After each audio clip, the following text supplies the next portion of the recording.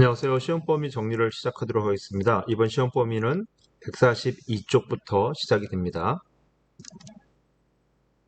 이 페이지에서는 선생님이 이 내용을 보라고 얘기를 했습니다. 이 내용은 과학 시간에 배우는 내용이고 우리 책에 자세하게 설명이 되어 있지 않기 때문에 이번 시험에서 출제는 하지 않습니다. 전원의 직렬 연결, 병렬 연결. 건전지 같은 경우에 두 개를 직렬로 붙였을 때 두 개의 전압, 합친 전압이 됩니다. 따라서 1.5V 건전지 두 개를 합쳐버리면 전체 전압은 3V가 되고요. 전구의 밝기는 훨씬 밝아지겠죠?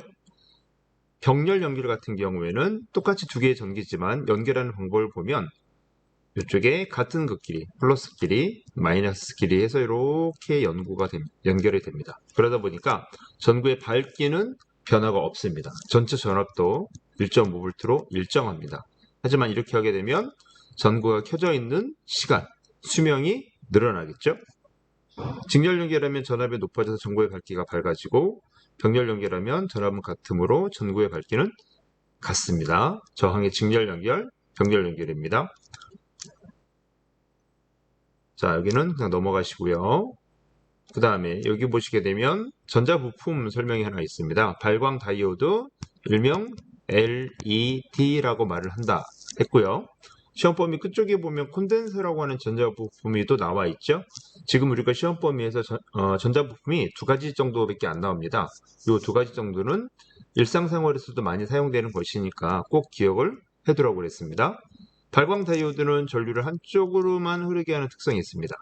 따라서 LED 전구를 연결했는데 극성을 반대로 끼우면 어떻게 합니까? 뭐 터집니까? 고장납니까? 그렇지 않다고 그랬죠? 극성을 반대로 끼우면 전류가 한쪽으로만 흘러야 되기 때문에 흐르지 못해요. 그러니까 불이 켜지지 않습니다. 다시 바꿔서 극성을 연결하면 불이 들어옵니다.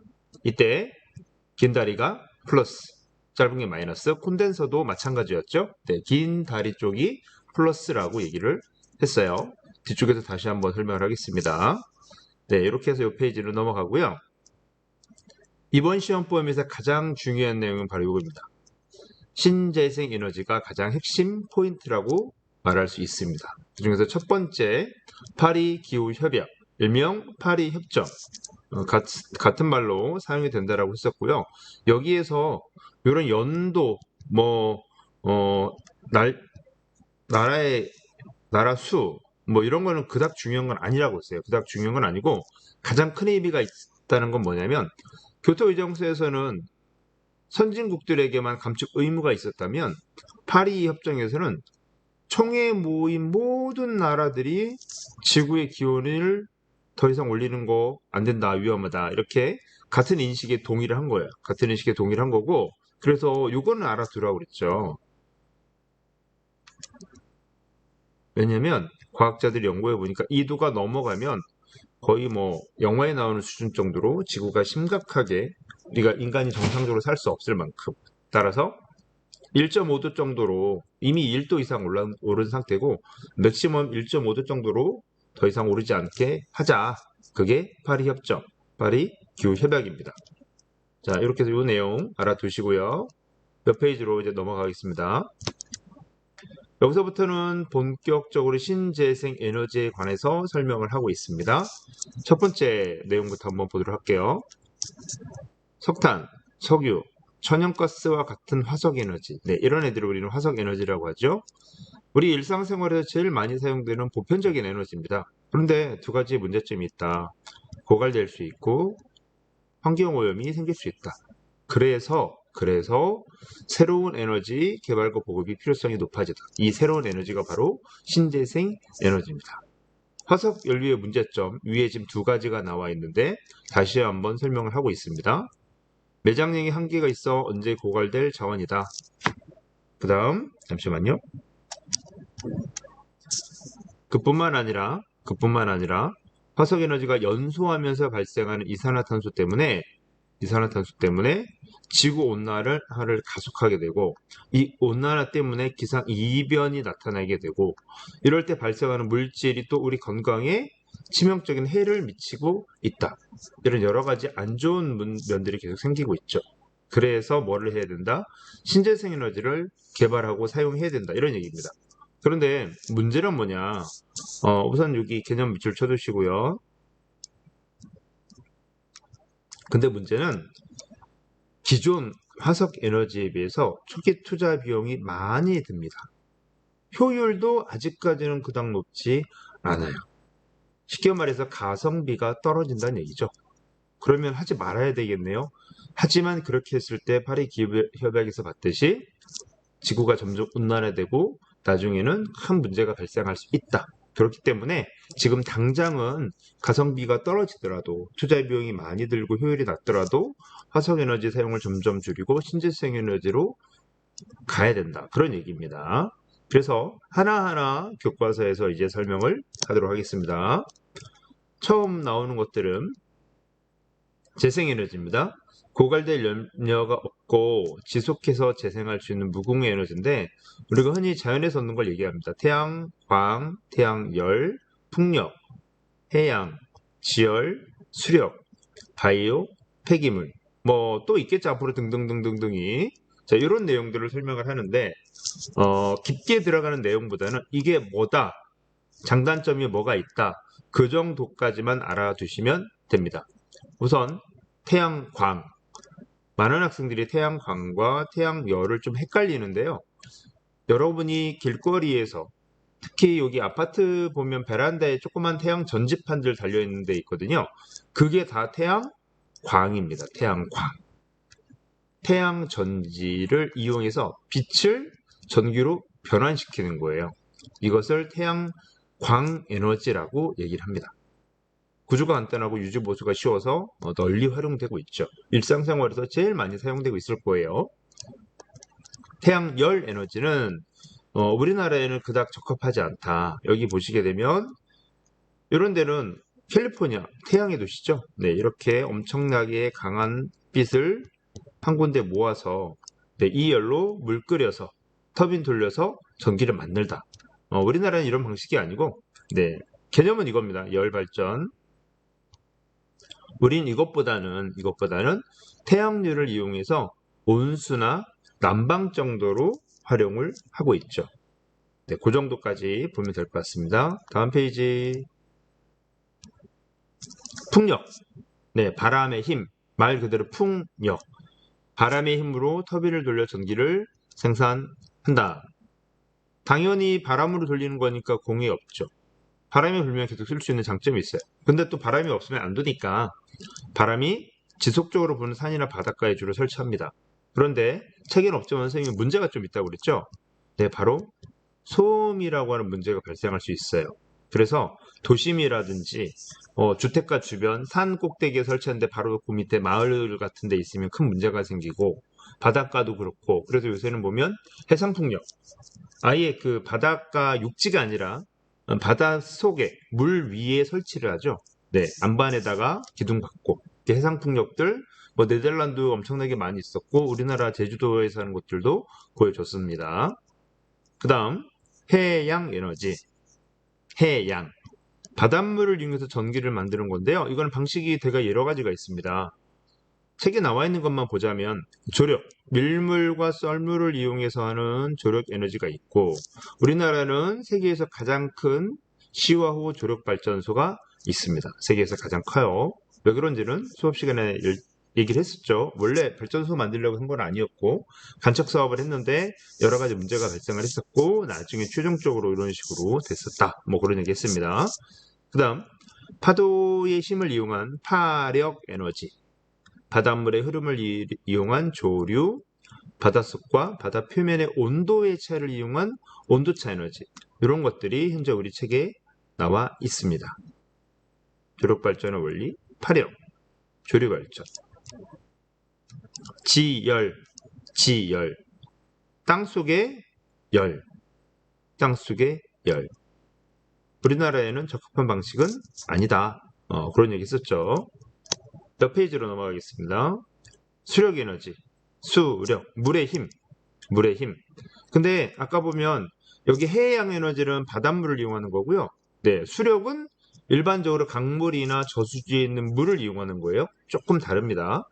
네. 흔히 보면 강 같은데 댐을 이용해서 전기를 만드는 경우 있죠. 네, 이런 것들을 설명을 할 수 있습니다.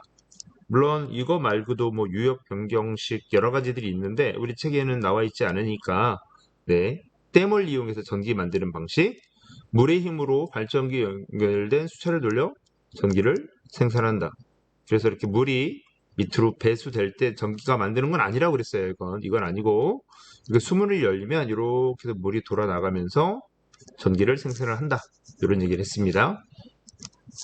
바이오 에너지, 생물체로부터 생겨나는 에너지인데요. 주로 뭘 이용하는 거냐면 분뇨, 네, 똥입니다. 똥, 분뇨 같은 거를 이렇게 탱크에다 집어넣고 발효를 시키게 되면 메탄가스가 나오는 거죠. 메탄가스. 여기도 보면 가축배설, 음식물 쓰레기.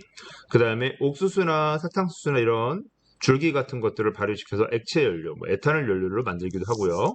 자, 이렇게 가스 연료라든지 액체 연료를 만드는 것들, 이것을 바이오 에너지라고 합니다. 폐기물, 말 그대로 폐기물, 쓰지 못하게 되는 제품이나 쓰레기, 폐기물이에요. 이 폐기물들을 그냥 땅에 묻게 되면 너무 묻는 양도 늘어나게 되고 환경을 많이 오염시키니까 얘네들을 한 번 더 과정을 거쳐서 쓸 수 있는 거를 또 끄집어내는 겁니다. 그래서 이런 것처럼 네, 이 폐기물들을 끄집어내서 이걸로 한 번 더 연소를 시키고 연소시킬 때 유해 물질이 나오면 이건 또 걸러주고 이렇게 해서 에너지까지 만들어 사용한다. 이런 것들을 폐기물이라고 얘기를 했었습니다. 자, 그 다음 여기서부터 이제 신에너지예요. 새로운 에너지. 새로운 에너지. 우리 책에 현재 3가지가 나와 있는데 선생님은 거의 지금 책에 나와 있는 건 하나라고 그랬죠. 네, 이거는 좀 넘어가도 될 것 같다 이렇게 얘기를 했었고 이유는 뒤에서 다시 설명하겠습니다. 연료 존재하고 수소는 실은 같은 개념이에요. 두 개의 반응이 왔다 산화하는 반응이니까 우선 수소부터 설명을 하게 되면 수소는 말 그대로 지구에 있는 그냥 원소입니다. 물을 전기 분해할 때 또는 가스를 계질수소라고 하는데 천연가스를 분해하는 과정에서 수소를 만들어내기도 하고요. 자, 이렇게 수소의 원료가 되는 물이 무한정 존재하고 이 수소가 연소할 때 산소가 반응을 시킬 때 해로운 물질이 배출되지 않아요. 다시 물이 나와요. 그러다 보니까 미래의 무궁의 에너지원으로 큰 주목을 받고 있는데 문제는 뭐냐면 이 물을 원료로 해서 수소를 추출할 때 큰 비용이 든다. 이게 왜 그러냐면 물을 원료로 해서 뭐 하냐면 전기 분해하는 거예요. 물을 전기 분해할 때 전기 분해해서 수소를 만드는데 이때 전기가 비싸잖아요. 특히 우리나라는 아직까지도 화력발전이나 원자력 발전을 많이 의존하고 있기 때문에 그러니까 북유럽 같은 경우 뭐 네덜란드나 이런 데들 가보기엔 노르웨이나 이런 데 가게 되면 실제로 풍력이나 수력이나 이런 신재생 에너지로 전기를 대량 생산하고 그걸로 물을 전기 분해해서 수소를 만들어 보관하기도 하고 뭐 그런 여러 가지 프로젝트들이 진행 중에 있습니다. 자, 이 만들어진 수소를 그러면 어떻게 사용하느냐? 얘를 직접 엔진에 넣어서 폭발시켜서 우리가 일반적으로 가스에 불 붙이는 것처럼 이렇게 하느냐? 근데 그게 아니라고 했죠? 네, 여기 보시게 되면 연료전지. 연료전지에 연료를 태우지 않고 바로 이 연료전지라고 하는 애한테 수소하고 산소를 공급해 주는 거예요. 그럼 얘가 어떻게 됩니까?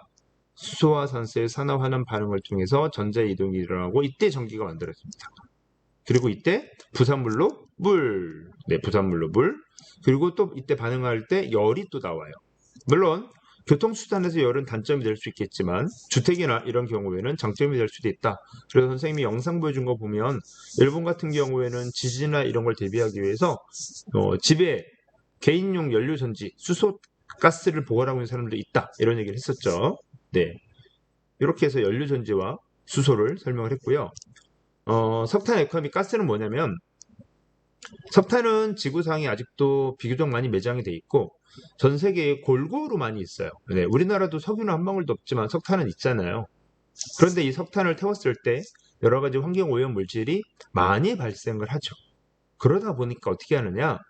이 석탄을 휘발유나 디젤 같은 액체 연료로 전환하자.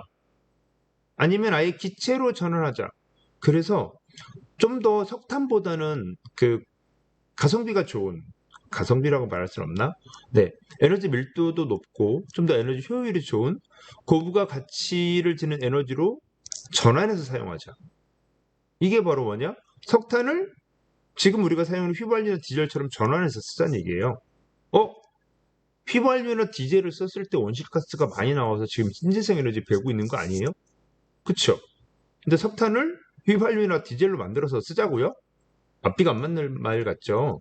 근데 하지만 어쨌든 간에 석탄을 직접적으로 사용하는 것보다는 환경오염을 적게 시킬 수 있다는 얘기입니다. 적게 시킬 수 있다. 그러니까 신재생 에너지 다른 방식들로 전력 생산이 풍부하게 된다라고 하면 솔직히 석탄 액화 및 가스화는 할 필요가 없겠죠. 근데 왜 연구하느냐? 지금 인간이 사용하고 있는 에너지 자원을 100% 신재생 에너지로 중간에 어떤 문제 없이 아주 물 흐르듯이 자연스럽게 전환이 될 것이냐? 그렇지 않다. 어려울 것이다. 그런 얘기들을 많이 하고 있죠. 네, 그럴 때 이렇게라도 해서 좀 쓰면 좋지 않을까? 그런 방식으로 나오는 기술이에요. 넘어가겠습니다. 네, 이 페이지에서는 선생님이 뭐를 설명했나요? 이런 상황에서 우리가 어떤 제품을 쓰고 어떤 에너지를 쓰느냐 이런 얘기 했었죠. 자, 교실에서 여러분들이 시험을 보고 있습니다. 사용되는 제품이나 수단 시험 보고 있으면 불 켜져 있겠네요. 방송 나오겠네요. 그죠? 에너지는 전기죠. 수업하고 있습니다. 사용되는 제품이나 수단 TV, 컴퓨터, 전등, 에어컨, 선풍기 사용되는 에너지? 다 전기네요. 그쵸? 네. 사용되는 에너지의 장단점 지금 전기가 나왔으니까 전기. 전기의 장점 네, 편리하죠. 편리하고 실제로 교실에서 전기를 사용할 때 공해 물질이 나오나요? 네, 안 나옵니다.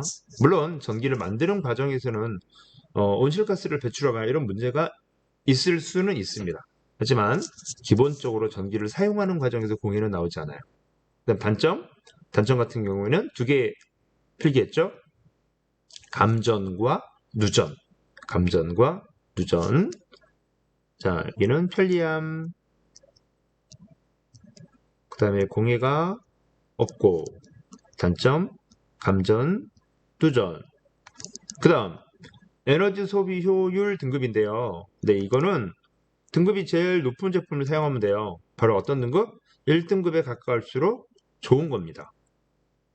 그런데 구입을 하러 가봤더니 A, B 제품을 최종 선택을 했어요. 둘 중에 하나 사면 되겠다. 둘 다 1등급이에요. 와, 그러면 얘네 둘은 전기를 똑같이 소모하나요? 그렇지 않죠. 여기 보면 요 에너지 소비 양이 써 있습니다. 요게 숫자가 적을수록 좋은 겁니다.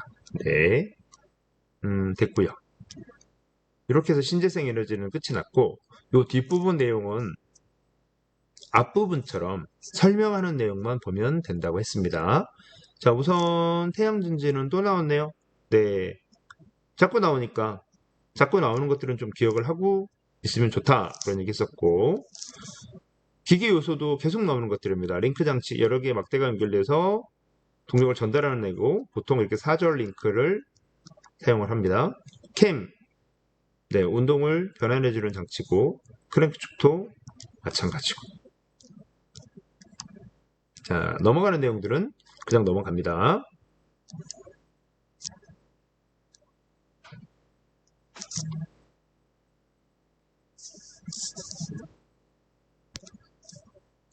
네, 여기서부터는 설명하는 내용만 보면 된다고 했고요. 자, 넘어가다 보면 네, 여기 교실 바깥 세상 자동차의 대중화를 이룬 헨리 포드. 네, 이 내용은 선생님이 좀 길게 설명을 했었죠. 네, 우선 자동차라고 하는 거 처음 만들어진 시절에는 부유층의 전유물이었어요. 왜냐하면 작업 자체도 수작업으로 만들었고 또 잔고장이 많았기 때문에 유지 관리하기 위해서도 돈이 상당히 많이 필요했습니다. 자, 이런 고가의 자동차를 대중화한 인물이 바로 일명 자동차 왕이라고 하는 별명을 가지고 있는 헨리 포드라고 하는 사람입니다. 지금 포드 자동차가 바로 요 포드입니다. 자, 이 자동차에서 바로 이 기념비적인 작품이 바로 뭐냐? 모델 T라고 하는 자동차인데 얘는 세계 3대 베스트셀러 자동차고 네, 세계의 자동차라고 돼 있죠. 이 모델 T 같은 경우에는 그 당시에 차 한 대 가격이 원래 2,000달러가 넘었는데 모델 T는 한 850달러, 거의 3분의 1 정도밖에 되지 않았고 이렇게 가격을 낮출 수 있었던 배경은 바로 옆에 사진에 있는 것처럼 네, 차량들이 컨베이어 벨트를 따라서 연속적으로 이동하고 사람들이 왔다 갔다 하면서 자기가 맡은 일만 하게 돼 있는 영상을 통해서 여러분이 확인을 했을 겁니다. 자, 이런 컨베이어 벨트를 이용한 조립 시스템으로 자동차를 대량 생산하고 가격을 낮출 수 있었다. 이런 얘기를 했었고요. 실제로 나중에는 아예 이제 300달러 이하 정도까지 떨어져서 많은 사람들이 자동차를 편리하고 비교적 저렴하게 이용할 수 있게 되었다. 이것이 헨리 포드의 업적입니다. 자, 넘어가겠습니다. 여기 네, 9번부터 15번까지는 시험 범위 내용이니까 풀어보라 그랬죠? 네, 9번.